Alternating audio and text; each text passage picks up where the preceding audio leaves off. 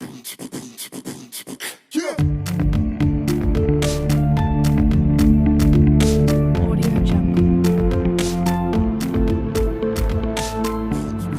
ายดีท่านผู้ฟังมื้อนี้มาพบกับม่อนอีกเช่นเคยกับรายการกรรมกรห้องแอร์พอดแคสต์แล้วมื้อนี้ม่อนจะมาเว้าในหัวข้อเรื่องความรักในห้องการที่เราต้องเอาตัวให้รอดถ้าว่าถึงความรักในห้องการความรักในห้องการเป็นสิ่งที่หลายคนหลีกเลี่ยงและบ่อยากให้เกิดเพราะการมีแฟน2สถานะก็คือเป็นทั้งเพื่อนร่วมงานเป็นทั้งคนรักมันเป็นเรื่องยากที่จะจัดการเดียวก็เถียงกันเรื่องเวียกแดอยู่ใกล้กันจนบ่มีเวลาคิดฮอดกันหรือต้องกลายเป็นที่ปากของหมู่ในห้องการนำสารพัดอย่างถ้าเราลองสังเกตพนักงานในห้องการของเราอาจจะเห็นว่ามีคู่รักอยู่บ่น้อยบางคู่ก็อยู่นํกันอย่างมีความสุขแต่บางคู่ก็มักผิดกันเกือบทุกมื้อสร้างบรรยากาศตึงเครียดให้กับการเฮ็ดเวียกแต่คือที่เราฮู้กันนะความรักบ่ว่าจะอยู่ไสก็มีทั้งข้อดีและข้อเสียแล้วเราจะมาเว้าถึงข้อดีของการมีความรักในห้องการก่อนตัวทับอิฐนี่แม่นได้พลังบวกตอนคบกันใหม่ๆอีหยังคือว่าหวานกลายเป็นสีบัวไปเบิดความรักช่วงนี้เนี่ยจะเป็นพลังงานที่ดีที่เฮ็ดตั้งใจเฮ็ดเวียกได้จากที่เคยสั่งมื้อวันจันทร์ก็จะรู้สึกคึกคักตั้งแต่ต้นอาทิตย์เพราะอยากไปเจอกับหน้าแฟนตัวเองโดยเฉพาะคนที่มีแฟนอยู่แผนกเดียวกันก็จะรู้สึกว่าคล้ายๆว่ามีกำลังใจอยู่ใกล้ตัวแนมไปตอนใดก็เห็นมีแฟนท่าอ้อยมีแฟนท่าปอกจิตใจในมื้อที่เมื่อยตัวที่2ได้ใช้เวลาร่วมกันหลายขึ้นทุกมื้อนี้การมีความสัมพันธ์เป็นเรื่องยากที่จะเฮ็ดเวียกไกลกันนั่นก็เป็น1อุปสรรคสิญาติเวลามาเจอกันแต่ละเทื่อนี่ก็ยากหลายการมีคนรักเฮ็ดเวียกบ่อนเดียวกันอาจจะเฮ็ดให้ใช้เวลาร่วมกันหลายขึ้นตัวที่3เข้าใจกันหลายขึ้นการมีคนรักอยู่ใกล้กันอาจเฮ็ดให้เห็นทุกข์สุขของกันหลายขึ้นคู่รักต่างห้องการอาจจะนึกบ่เห็นว่าแต่ละมื้อคนรักของตนต้องไปพบเจออย่างแน่คู่รักที่เฮ็ดเวียกบนเดียวกันอาจจะได้มีประสบการณ์ร่วมกันเจอปัญหาคล้ายๆกันเช่นว่าถูกหัวหน้าด่าในเรื่องเดียวกันก็จะเข้าใจและเห็นอกเห็นใจกันหลายขึ้นตัวที่4สบายใจที่อยู่ใกล้ตาบางคนเป็นประเภทที่อยากให้คนรักอยู่ในสายตาตลอดเวลาการอยู่ในห้องการเดียวกันอาจจะเฮ็ดให้บ่ต้องกังวลและบ่มีความระแวงอีกต่อไปเราจะมาเว้าข้อเสียของการมีความรักในห้องการมีคนจำนวนหลายที่บ่เห็นดีกับการมีความรักในห้องการเพราะมันเต็มไปด้วยความยุ่งยากและมีโอกาสที่จะพากันเสียทั้งหน้าที่การงานและความรักอีกข้อเสียตัวทับอิฐได้แก่เพิ่มความซับซ้อน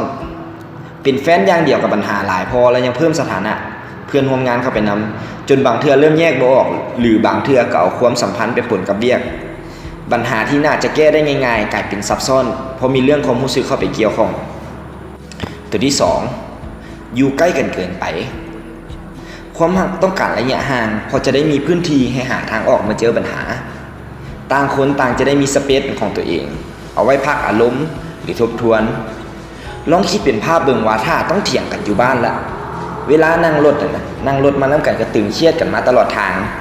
มาฮ้อนห้องการสัมผัสว่าเถียงกันอยู่ในห้องประชุมต่ออีกชีวิตสิบ่เหลือช่วงเวลาสงบสุขเลยตัวที่3ผลประโยชน์ทับซ้อนบางเทื่อความรักอาจนำไปสู่ความลำเอียงหรือต่อให้เฮาบ่ลำเอียงคนอื่นก็จะเบิ่งว่าเฮารักเอื้อเฟื้อผลประโยชน์ให้คนรักเจนให้เกิดความบาดหมางในบ่อนเฮ็ดเวียกละล่าต่อไปมันจะเว้าเกี่ยวกับหลายๆเคสของความรักที่เกิดอยู่ในบ่อนเฮ็ดเวียกตัวทำอิฐรักคบกันจังได๋บ่ให้หมู่ในห้องการฮู้หลายคู่อยากคบกันแบบเงียบๆบ่อยากให้เพื่อนร่วมงานฮู้เพราะย่านถึกเย้ยหรือถ้าความรักไปบ่รอดก็ย่านถึกสมน้ำหน้าแต่ทุกมื้อนี้โซเชียลเน็ตเวิร์กเฮ็ดให้เฮาเผือกเรื่องคนอื่นได้เก่งขึ้นเห็นเรื่องแบบนี้ยากที่จะปิดเลยอยากให้คิดใหม่ว่าจังซั่นก็เปิดไปเลยแต่เฮาต้องประพฤติตนให้ดีเพราะเฮาบ่สามารถห้ามให้ไผมาเว้าถึงเฮาได้ลองคิดกลับกันว่าขนาดเฮาเองยังได้ยินเรื่องจมขวัญของคนอื่นอยู่เสมอแล้วเฮาพิเศษกว่าคนอื่นจังได๋จึงบ่ถึกเว้าควรถึงว่าบ่ถือว่าควรในเรื่องนี้ก็ถือว่าควรในเรื่องอื่นดีๆตัวที่2นี่ม่อนไปเห็นในกระทู้ของพันทิปหลายที่เว้าเกี่ยวกับควรวันไนท์สแตนกับเพื่อนร่วมงานบ่วันไนท์สแตนบ่แม่นสิ่งที่ผิดแต่ก็บ่แม่นเรื่องที่เหมาะกับทุกคนถ้าคิดว่าเฮ็ดแล้วสามารถรับผิดชอบผลที่ตามมาทั้งหมดก็เฮ็ดได้แต่การเฮ็ดได้ที่ว่านั่นต้องผ่านการคิดไตร่ตรองก่อนนอกจากความยากความมวล ให้เอาข้อดีข้อเสียทั้งหมดมาคิดเบิ่งและตัดสินใจร่วมกันเคลียร์กันให้ชัดเจนว่าตั้งแต่ต้นว่ามันแม่นหยังเฮานิยามมันแม่นหยังเฮาเข้าใจมันคือกันบ่มันมีโอกาสเกิดผลกระทบหยังในอนาคตและรับได้บ่ตัวที่3หากกับเพื่อนร่วมงานแต่ห้องการมีกฎห้ามพนักงานคบกันควรเฮ็ดจังไดกฎนี้เกิดขึ้นเพื่อย่านว่าความสัมพันธ์จะก่อให้เกิดการเอื้อผลประโยชน์ในบริษัทและยังเป็นอุปสรรคในการเฮ็ดเวียกเมื่อบริษัทมีกฎจังซี่เฮาควรชั่งน้ำหนักให้ดีว่าระหว่างเวียก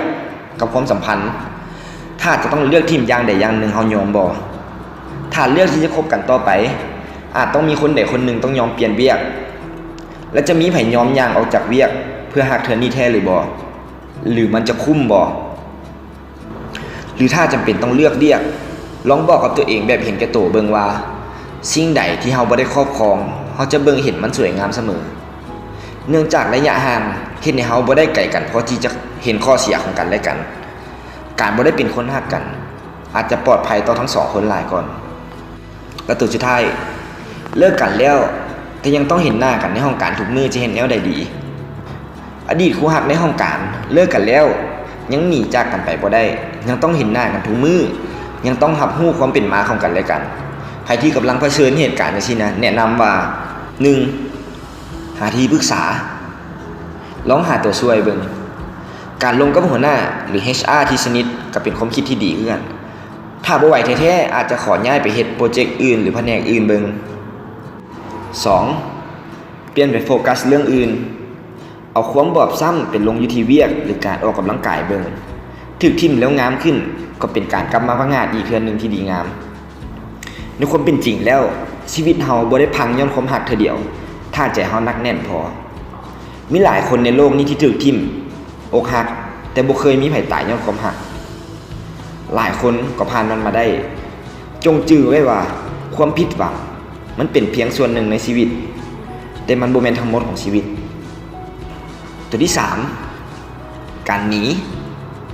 ถ้ารู้ตัวเองว่ามันนักหนาจนบ่สามารถรับมือได้แท้ๆการหนีก็เป็นทางออกเฉพาะหน้าอย่างหนึ่งที่ให้เฮาหนีพ้นความรู้สึกนี้ไวที่สุดแต่ก็ขอให้เป็นการหนีชั่วคราวและอย่าลืมวางแผนในการกลับมาให้สวยงามกันคำแนะนำคลาสสิกเมื่อกี้นี้ที่บอกไว้ว่าจงเอาความบอบช้ำเป็นลงอยู่เวียกหรือการออกกำลังกายมันยังเป็นสิ่งที่ได้ผลเสมอและนี่ก็เป็นทั้งหมดของเรื่องความหักในห้องการที่ต้องเอาตัวให้รอดและสุดท้ายนี้ขอฝากติดตามรายการกรรมกรห้องแอร์พอดแคสต์ของม่อนได้ในทุกๆวันศุกร์สามารถติดตามได้ที่ YouTube Channel 108 MHz